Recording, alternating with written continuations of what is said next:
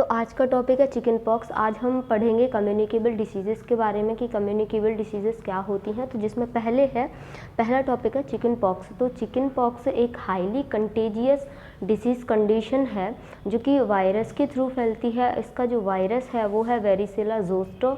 तो varicella zoster के through जो है ये one person to another person में जो है स्प्रेड होती है। और ये डिसीज़ कंडीशन जो है चिकन पॉक्स जो है मोस्टली विंटर सीज़न और स्प्रिंग सीज़न में जो है देखा जाता है।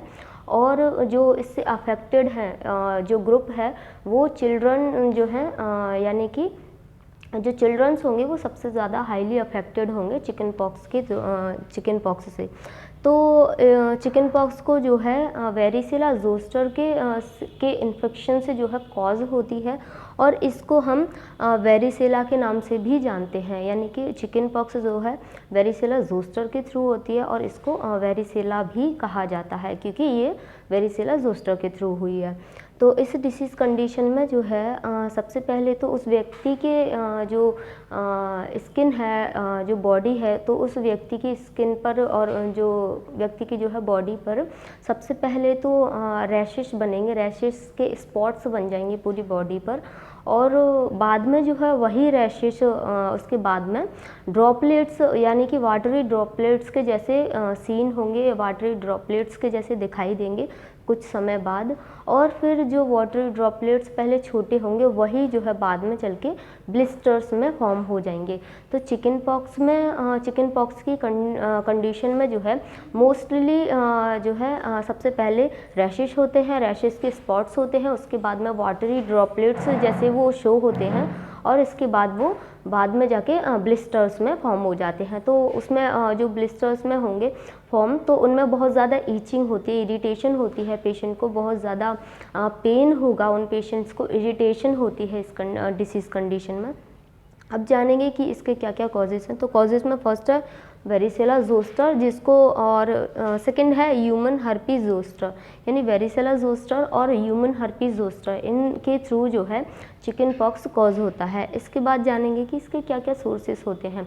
तो सोर्सेस में जो है एक तो किसी भी इन्फेक्शियस पर्सन के कांटेक्ट में आने से, यानी कि किसी भी पर्सन को जो चिकन पॉक्स है अगर हम उसके कांटेक्ट में आएंगे तो भी ये ट्रांसमिट हो सकता है। उसके साथ ही साथ जो है उस व्यक्ति के ड्रॉपलेट्स के थ्रू यानी कि स्नीजिंग है, स्प्लिटिंग है, इन सब या कफिंग है, इन सब एक्टिविटीज़ के थ्रू जो है ड्रॉपलेट्स के थ्रू जो है ये ट्रांसमिट हो जाता है। इसके बाद जानेंगे कि इसका क्या इंक्यूबेशन पीरियड रहता है। तो चिकन पॉक्स का इंक्यूबेशन पीरियड जो है 14 to 16 डेज़ रहता है। इंक्यूबेशन पीरियड हम उसको कहेंगे जिसमें कि जो वायरस है पहले बॉडी के अंदर एंटर करेगा और एंटर करने के बाद जो है first sign and symptom show करेगा। यानी कि फर्स्ट सिम्टम शो करने का जब एंट्री होगी जो वायरस की बॉडी के अंदर, उसके बाद जो है वो फर्स्ट सिम्टम जो शो करेगा उस पीरियड को बोलेंगे, उस दौरान के जो समय है उस समय को बोलेंगे हम इंक्यूबेशन पीरियड। तो वो होता है 14 to 16 डेज़। इसके बाद है सिम्टम्स के चिकन पॉक्स में क्या क्या सिम्टम्स देखे जाते हैं। तो जो चिकन पॉक्स की कंडीशन है उसमें सबसे पहले तो रैशेस बनते हैं, रैशेस के स्पॉट्स बन जाते हैं जो कि बाद में ब्लिस्टर्स में फॉर्म हो जाते हैं।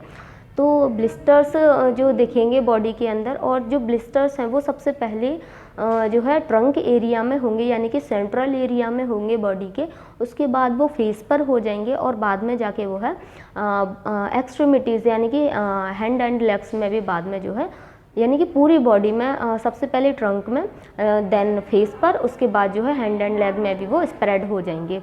और जो है रैशेस के बाद में पेशेंट को बहुत ज़्यादा पेन रहता है, बहुत ज़्यादा ईचिंग और इरिटेशन रहती है। ईचिंग और इरिटेशन के साथ साथ जब पेशेंट को जो है रैशेस होंगे, इतनी ज़्यादा एलर्जिक सिम्टम्स होंगे, उसके साथ साथ ही पेशेंट को जो है फीवर देखा जा सकता है, फीवर रहता है उन पेशेंट्स को।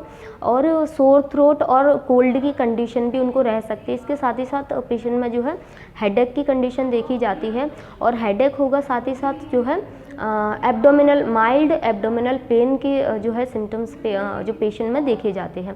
इसके साथ ही साथ जो है पेशेंट्स में एनोरेक्सिया की कंडीशन देखी जाती है। एनोरेक्सिया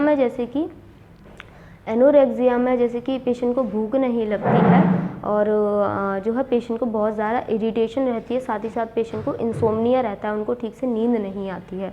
तो ये इसके सिम्टम्स होंगे। नेक्स्ट है डायग्नोसिस। तो डायग्नोसिस में जो है सबसे पहले पेशेंट की हिस्ट्री टेकिंग यानी कि हिस्ट्री लेंगे, उसके बाद फिजिकल एग्जामिनेशन करेंगे कि कितना ज़्यादा जो है स्प्रेड हुआ है, कहाँ तक जो है कितनी सीवियरिटी के साथ जो है चिकन पॉक्स हुआ है। तो हिस्ट्री टेकिंग फिजिकल एग्जामिनेशन के बाद में जो है CBC करेंगे। CBC में लो WBC काउंट को देखा जा सकता है। CBC के साथ साथ जो है सीरोलॉजिकल टेस्ट और टिश्यू कल्चर भी कर सकते हैं, जिससे कि जान सकें कि ये वेरिसेला जोस्टर है या फिर ह्यूमन हर्पीज जोस्टर है, जिसके थ्रू जो है चिकन पॉक्स की कंडीशन या चिकन पॉक्स जो डिसीज़ है वो कॉज हुई है।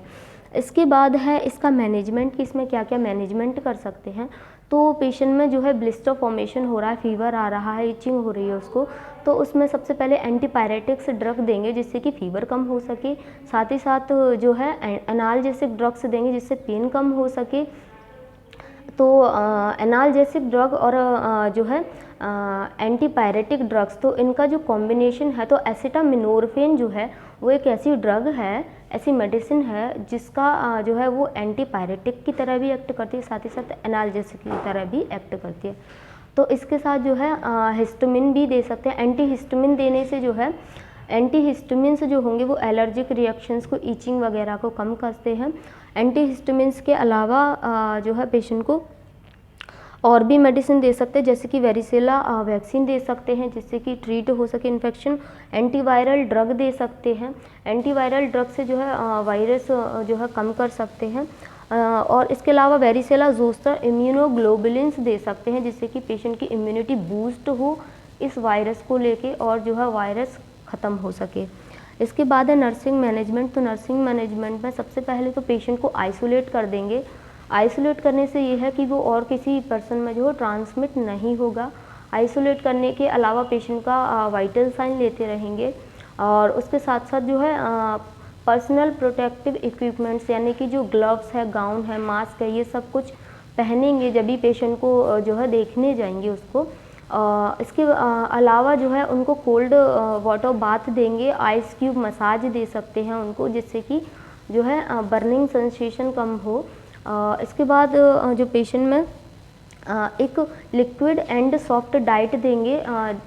लिक्विड और सॉफ्ट डाइट में जो है रिच कार्बोहाइड्रेट और प्रोटीन की डाइट देंगे उसको जिससे कि वो जल्दी से रिकवर हो सके। इसके अलावा पेशेंट को एनकरेज करेंगे, उनको साइकोलॉजिकल सपोर्ट देंगे, पेशेंट को इंस्ट्रक्ट करेंगे कि वो ब्लिस्टर्स को ना छुएं, साथ ही साथ उनको जो है स्क्रैच ना करें।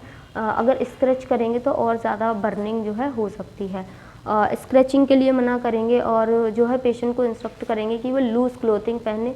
लूज़ क्लोथ पहनने से जो है इरिटेशन कम हो जाएगी और उनको हेल्थ एजुकेशन देंगे कि कैसे वो जो है खुद को अपने आप को जो है सेफ़ रख सकते हैं और कैसे वो जल्दी ही ठीक हो सकते हैं।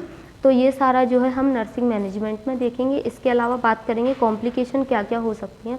तो कॉम्प्लिकेशन में जो है निमोनिया हो सकता है, हेमरेज हो सकता है। अगर ब्लिस्टर्स को जो है बहुत ज़्यादा स्क्रैच किया जाए तो ब्लिस्टर्स को स्क्रैच करने से हेमरेज, साथ ही साथ निमोनिया की कंडीशन देखी जा सकती है और ब्रेन फीवर भी हो सकता है पेशेंट को, अगर फीवर जो है बहुत ज़्यादा सीवियर हो गया तो आज हमने पढ़ा था चिकन पॉक्स के बारे में कि चिकन पॉक्स क्या होता है, इसके क्या जो कॉजेज़ क्या हैं, इसके कैसे ये जो है ट्रांसमिट होता है और इसके कैसे मैनेज किया जा सकता है और कैसे पेशेंट जो है जल्दी ही रिकवर हो सकता है, रिहेबिलिटेट हो सकता है। तो आई होप आपको ये टॉपिक समझ आया होगा। अगर आपको इस टॉपिक से रिलेटेड कोई भी डाउट हो तो आप पूछ सकते हैं। Thank you.